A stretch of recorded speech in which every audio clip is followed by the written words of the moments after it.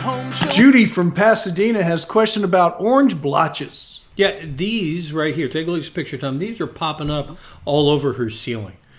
Judy writes, my house is 17 years old, and in the last week, I've noticed these nickel-sized yellow-orange blotches and a crack by the light fixture where the discoloration is.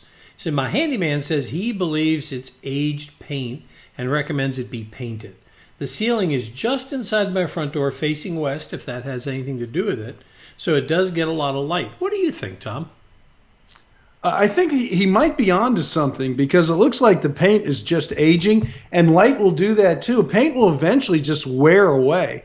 Of course, you always want to investigate for a roof leak or something of that nature, or maybe your air conditioning system is not dehumidifying properly. And when you get those high ceilings, it gets up away from all the air circulation, and so the humidity levels go higher, which does cause the paint to age like that and to discolor, I guess is a better way to put it. That doesn't mean I wouldn't go up there to experiment. I would just see if it would wash off.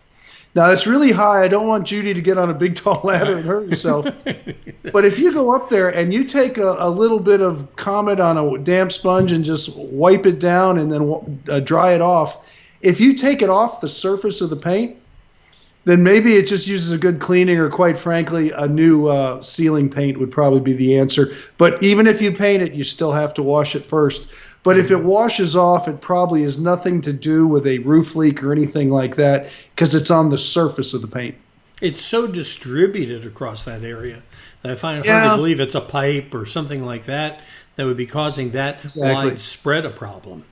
Yeah, the only thing I'm concerned about, sometimes leaks will go by a light fixture, and she said it's damaged more by the light fixture. So that's why I would investigate around the light fixture to make sure that's not where the water is ending up. But I think she would see drips and things, so I think you probably really notice it. I really would go, my first step, if it was me, I would go up and try to wash it. If it washed off, then it's time to wash it and probably do a good coat of paint on there. Now, if you're going to paint something like that, Tom, is this a case where you clean it off and you don't need to put pigmented shellac or anything on that or anything, right? No, just prime it and paint it.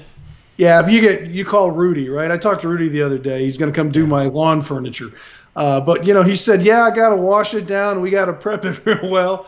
Anytime you get a professional in, they're going to spend more time cleaning, prepping, caulking, fixing that little crack around the light fixture, texturing it. And then they come in and they're just going to roll the paint, and the paint will dry and they'll be fine. But it's all the prep work that's the important part. He came in and did our, Sandy had him come in and do our mud room and our laundry room just off the garage. Because it just needed paint. It was tired, it was dirty and old. It just needed to be freshened up. Yeah. And he came in. I came home the first day that they were there, and there hadn't been one can of paint opened because they'd been there. That's right. Cutting in and marking things off and taping things down. And Sandy's like, they didn't paint anything today. I said, no, honey. Tomorrow's the day. They were done by lunchtime the second day. Oh, yeah. Painting is the easy part. Right. I can paint a room in about 2 hours. It's washing it and prepping it that takes all that time. And I'll bet you what, Charlie, those rooms are cleaner now than since you've moved in. I bet they cleaned everything. I bet you're right. But I think you overthink it. You need to use that same process they use to paint the rooms in 30 seconds on the TV commercials.